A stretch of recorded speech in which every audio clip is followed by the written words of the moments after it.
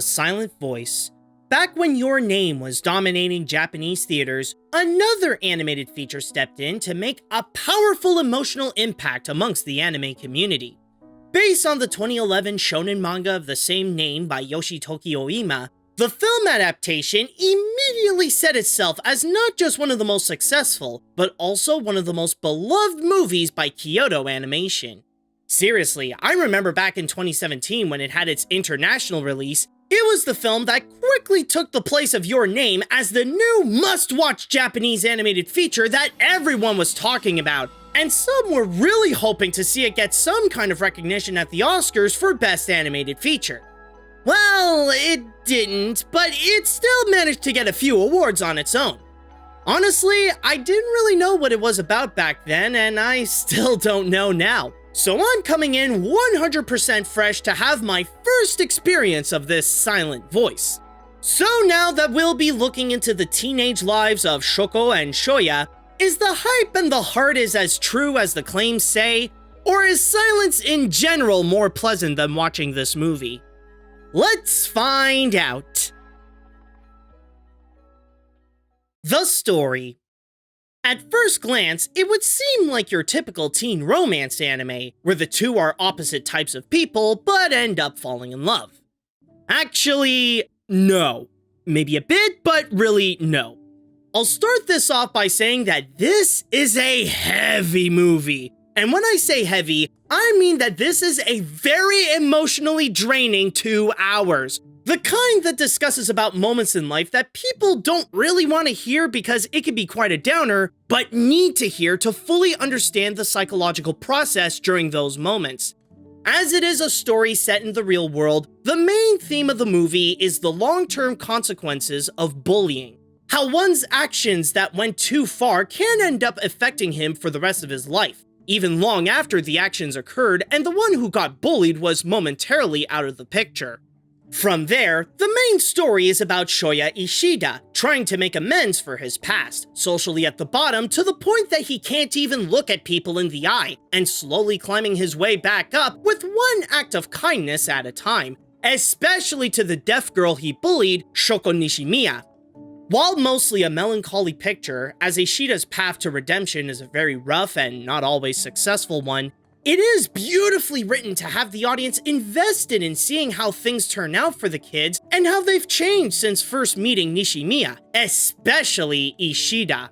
In fact, it almost makes the film a coming-of-age story where Ishida goes through a complex journey in not only becoming socially acceptable, but also to ultimately find forgiveness in himself. And that's even harder to achieve than finding forgiveness from others. And he was also in the bottom in terms of that, since the movie literally starts with him trying to jump off a bridge.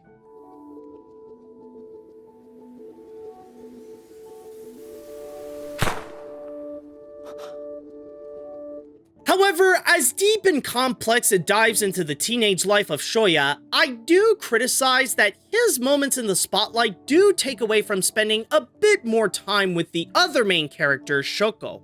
Of course, the way the film presents her is well done on its own, but it does happen when she would have some plot elements that would seem quite significant or would further develop what's in her psychology, like her tough life of a handicapped kid in school, but end up being left unanswered.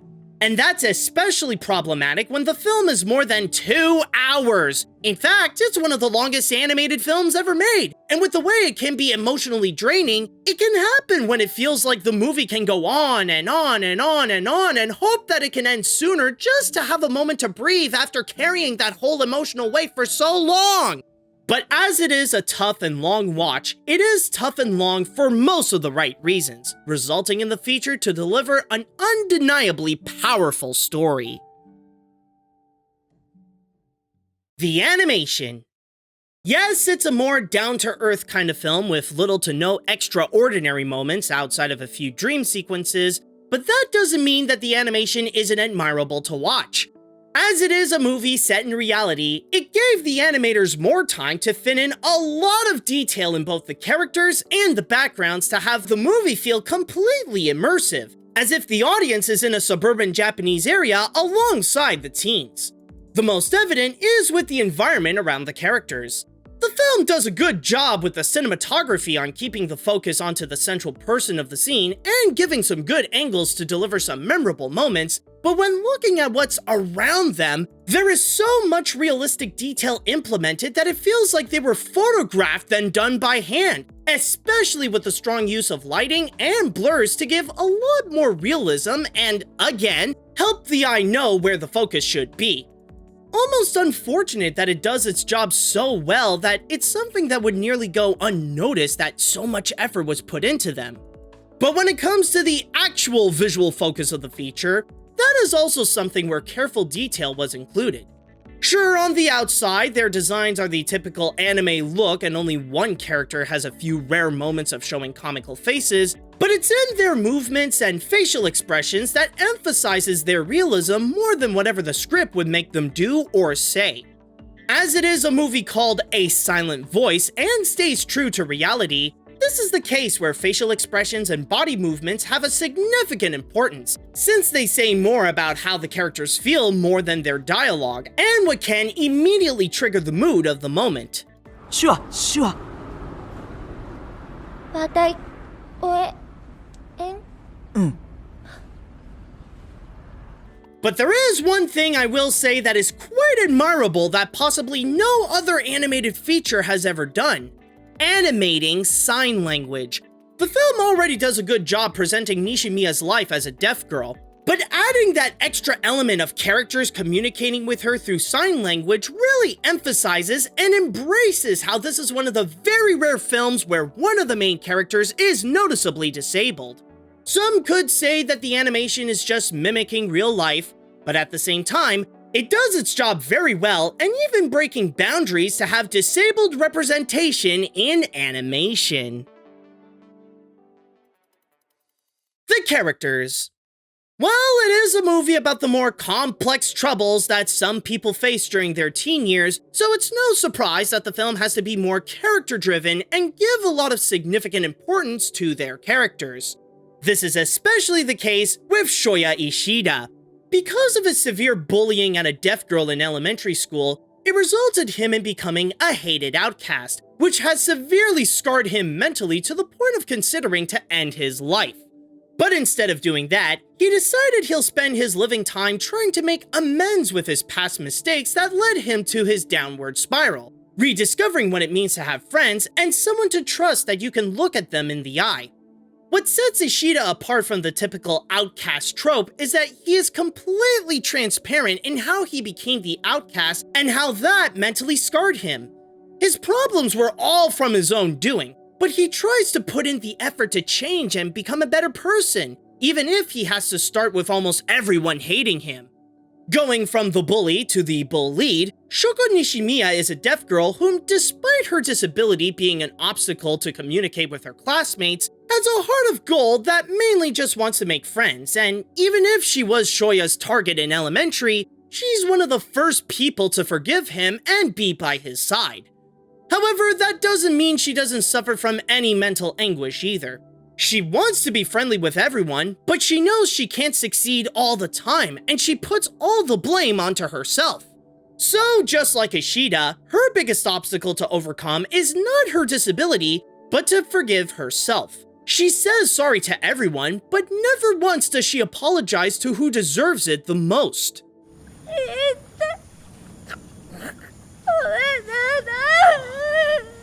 泣かないでよ、西宮。 But again, if only the movie gave as much time on her to really get into her mentality as much as Shoya to answer some questions left abandoned. As for the other characters, they help out on Ishida's journey of social acceptance, including Nagatsuka, the first to call him his friend that adds a bit of well-needed humor to lighten up the mood, Yuzuru, Nishimiya's younger sister that grew to like him, and Ueno, the one kid who changed the least when reunited as a teen, still having that bully mentality and resenting Nishimiya. There are also other characters to list that later become an ally for Ishida, but even with their similar roles, they do have their own distinct personality to stand out. Some of them are certainly troubled individuals, but very few movies are able to capture the true sense of having classmates like these characters.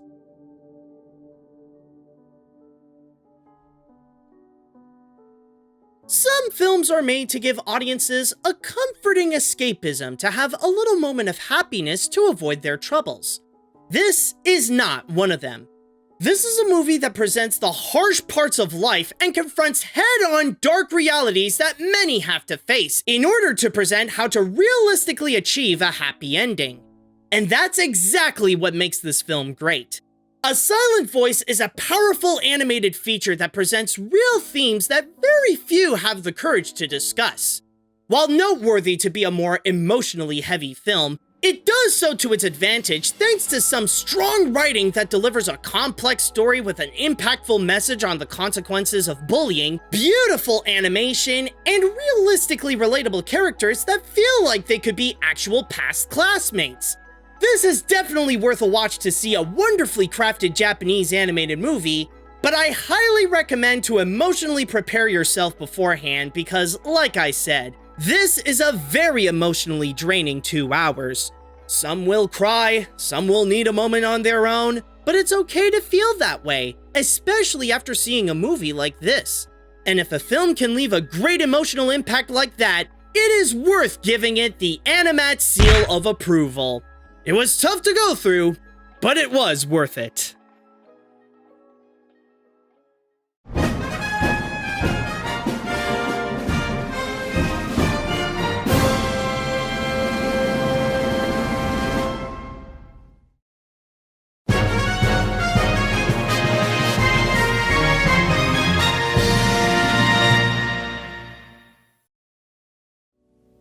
Hey guys, this is Animat, and I want to start things off by giving out a huge thanks to Vanessa Jurin, whose amazing support on Patreon allowed her to get some amazing rewards, including this one, where she got to go and ask me to review A Silent Voice. And like I said, beforehand, this was a movie that I've heard a lot about, and a lot of people were talking about it, and they were loving it. So at least it did answer my curiosity about what this movie is about, and whoo boy, it really was a heavy movie. One of the heaviest animated films that I've seen on an emotional level, but still, it was very well done. But if I may go and further explain onto some of my criticisms about it, because I'm sure there are plenty of people out there that would consider it a 10 out of 10 movie, or they would consider it one of their favorite anime movies of all time and stuff. Now, to just go and further explain it, like, number one being the fact of its length. Now, as I said before, this is a very emotionally heavy movie, and you gotta keep in mind, with A Silent Voice, as of 2020, it actually is the 5th longest running animated feature of all time at 2 hours and 10 minutes, in which only 5 of it is actually just the credits at the end. So imagine, like, going through, like, all these heavy moments again and again and again for more than 2 hours. It can honestly be very taxing, and there is honestly a part of me when watching it, or when I was watching it, but anyways, enough of grammar correcting. But the point is that when I was watching it, there was a part of me that felt like I want this to end just so I can just have like a moment to breathe. There was a part of me that was just ready to just pause the movie just to go out and just take a moment to breathe, just so I can have a little break from like all the emotional weight from watching this feature. So it is possible that it's not necessarily for everyone. If you're not someone who is able to handle these kinds of heavy features or go into dark realities in terms of its subjects, then maybe it's not for you. And then there is also another criticism that I said, but I might have not really gotten into in my review, is regarding the factor that Nisha Mia didn't really get enough attention as much as Ishita, mainly because it left a few questions unanswered. I didn't really fully went into this, mainly because I was worried that it would go into spoilers. But I guess for this right now, I can go into them. So I'll just start off by saying that if you guys don't want to hear any form of spoilers in the movie, then you could just skip to right here, and you'll be perfectly fine. So, one example that I can think of in terms of a question that was pretty much left unanswered is regarding the relationship between Ishida and Nisha Mia, where often the movie would constantly hint out that there might be a relationship, that love could be blooming, that there could be a little bit of romance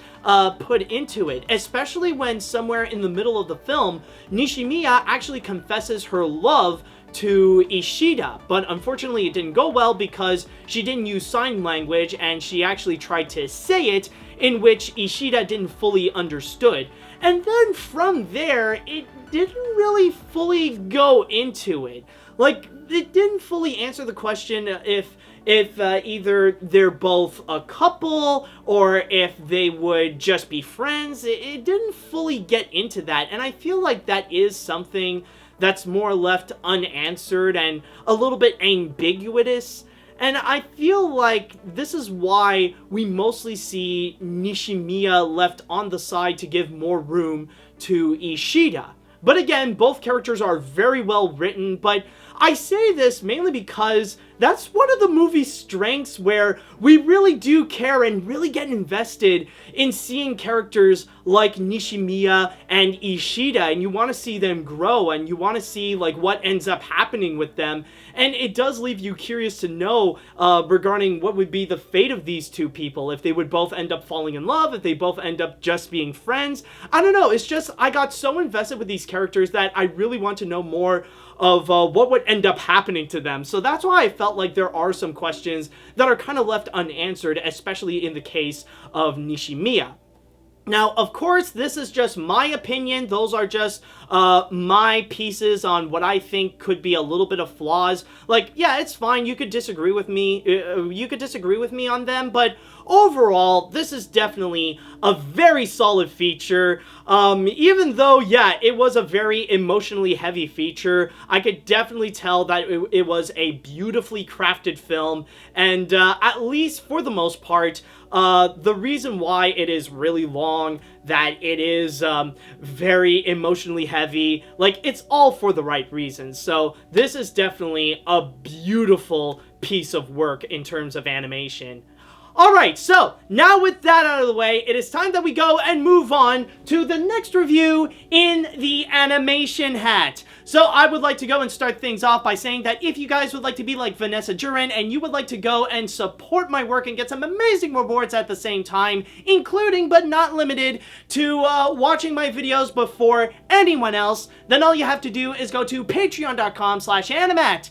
But at the same time, if you guys would like to go and if you want to suggest to me an animated film you would like me to review and I would put onto the animation hat, then all you have to do is go to Animat's Reviews, or just write me an email at animatsreviews@gmail.com. Alright, so let's see. Hopefully, like, yeah, it's a great film, but maybe next time, like, can this give me a pleasant film? Did I catch anything? No, I didn't. Okay, I felt something in my hand, but okay, let's see. Okay, come on, we can do this.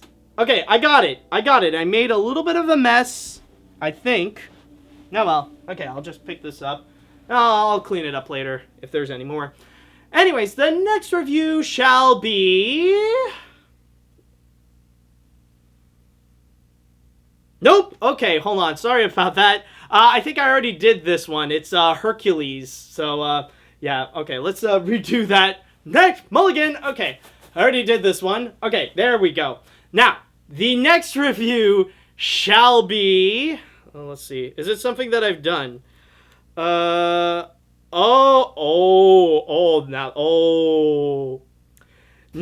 this one I haven't done. Oh, for sure, I haven't done this one. And you know, the funny thing is that this is the one that really started the whole trend, not just for this franchise, but for Warner Brothers in general, in terms of getting into the direct-to-video market. Or maybe they have started before, but this was definitely one of the first ones. And even if this is one of the first ones, a lot of people would say that they started off with possibly the best one, especially for the Mystery Gang. You hear the beat.